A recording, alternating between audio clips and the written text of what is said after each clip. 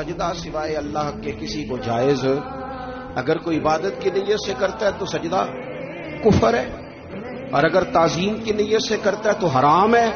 اعلیٰ حضرت بریلوی رحمۃ اللہ علیہ نے 50 کے قریب دلائل کتاب و سنت سے اور 100 سے زیادہ دلائل فقہ اور اصول فقہ سے بیان فرمائے ہیں کہ کسی اور کے لیے تعظیمی سجدہ بھی حرام ہے۔ نبی پاک علیہ السلام تشریف فرما تھے تو کچھ جانوروں نے آ کے حضور کے قدموں پہ سجدہ کیا، پیش نظر ہے وہ نوبہار، اور سجدے کو دل ہے بے قرار، روکیے سر کو روکیے، یہی تو امتحان ہے۔ کچھ جانوروں نے جب سجدہ کیا تو صحابہ عرض کرنے لگے یا رسول اللہ صلی اللہ تعالی علیہ وسلم ہمارا بھی دل کرتا ہے، تو حضور نے فرمایا بھی سجدہ سوائے رب کے کسی کے لیے جائز